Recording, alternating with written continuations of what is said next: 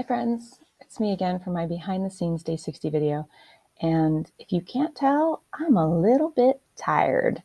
Um, the past 30 days has kicked my butt in language learning. And a few people shared about it on Ad One as well. From day 30 to 60 of learning a language is, I think, one of the most difficult periods. And I'll tell you why. And then I'll tell you what I've done to kind of battle that. So here's what happens. Like the first 30 days, everything is shiny and new and like exciting. And oh my gosh, I can roll my R's, or I remembered, 10 words today that I didn't know yesterday. Around day 30, your body starts to fatigue. Maybe you're using the same tools again and again, and things start to get a little boring, a little dull, and uncomfortable. Maybe some compare and despair sets in. Whatever it is, it's not necessarily fun. And so I call it the slump. Like there's a bit of a language learning slump where I'm feeling like, oh, I don't know if I want to do this anymore. I don't know if I can do this. And here's what I do to figure out ways, or the ways are already figured out. So here's what I do to help my body and my mind continue on this journey, because it's a marathon. And how do you train for a marathon? You don't go out and run 25.6, 26.2 miles. As you know, I've never run a marathon because I don't have that bumper sticker on my car. But how do you do it? You do it in increments, and you change it up a bit, and you look for community support. And that's what I'm getting in my online community with Fluent in 3 months. And I'm loving it. These 3-month missions that I do with other people.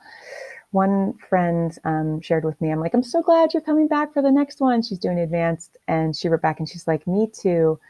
For me, the Fluent in 3 months challenge, the Ad One challenge, it's all about community. It's 90% the people. I couldn't agree more. Because when I'm feeling like I have a bit of a limp that day in terms of study, I share about it on the online community. Or if I have a question and I'm not quite able to figure out what I'm supposed to be doing at any particular time, I might ask someone. For example, one of the questions I had was flashcards and movement.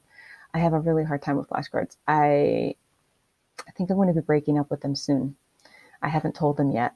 They're in this room and they might be hearing it already. That's kind of awkward. Awkward that my flashcards are hearing this. But I wanted to figure out ways to move my body and study at the same time. And so I posted it on the forum, and I received a number of responses about how to do that. Another time, someone shared that they were just feeling unmotivated and overworked. They were having a hard time with school. And so a number of us shared little itty bitty ways that you can incorporate language learning so that you don't lose your momentum, but you also don't burn out. Because there's a fine line. There really is a fine line. So how do I handle the slumps? Number one, the first thing I do with slumps is I share about it. I do not keep it to myself. I do not shove it under the bed. I take a flashlight, I grab some friends, and I look at it and name what's going on, whatever it is. Secondly, I take some of the pieces of advice that my friends may have shared with me, and I use them in my language learning. So one friend might say, have you tried taking a walk while listening to languages? Have you tried, I think Lindsay Williams mentioned once that she washes dishes while listening. I was like, that's a brilliant idea. I wash dishes. I wash dishes every day. I can do that. So that's what I do. So I incorporate whatever I hear, maybe one or two things. And then thirdly, I practice compassion, compassion, compassion, because it is a hard road, this language learning thing. It's not easy. It's not for the faint of heart. And so I need to be kind to myself and to others as I trudge along the wonderful destiny of eventually speaking Spanish. That's it for today. I hope that you're doing well. I'm wishing you much peace on your language learning journey, and I'll talk to you soon.